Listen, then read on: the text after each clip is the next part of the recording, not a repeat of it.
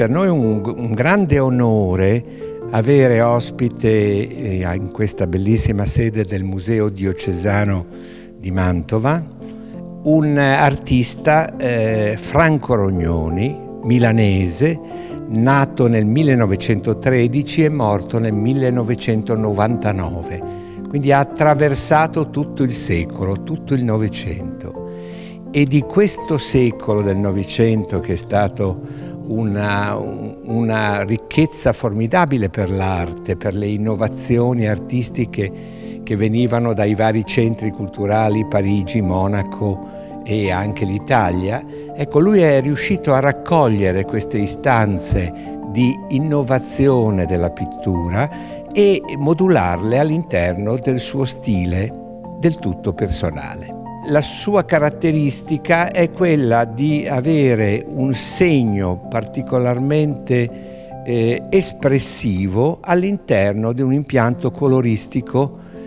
che abbandona la tradizione del riempimento delle superfici del tono e delimitato, ma il colore invece esonda da queste varie parti e diventa il modulo armonico del quadro. Su questa armonia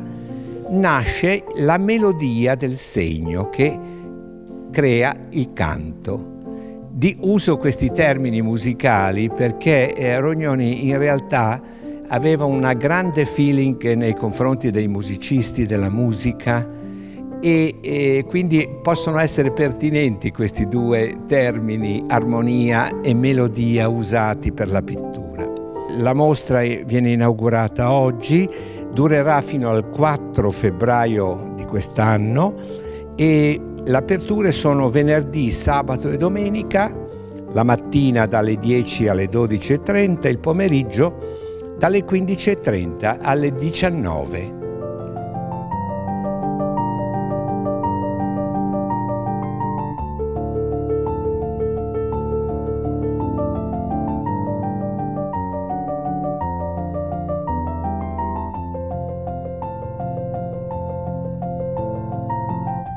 Da lui ho imparato un modo di vivere che era infinitamente lontano da me,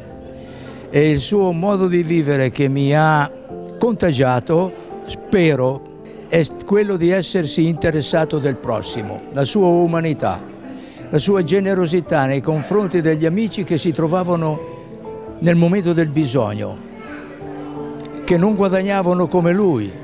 perché Rognoni ha guadagnato moltissimo, lavorava moltissimo, e a differenza di certi amici poeti o musicisti che hanno un prodotto che naturalmente non ha il mercato che può avere la pittura,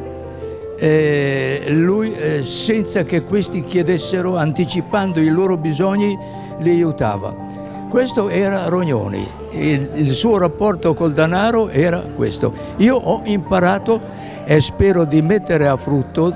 le stesse cose, lo stesso modo di agire, l'interesse per il prossimo.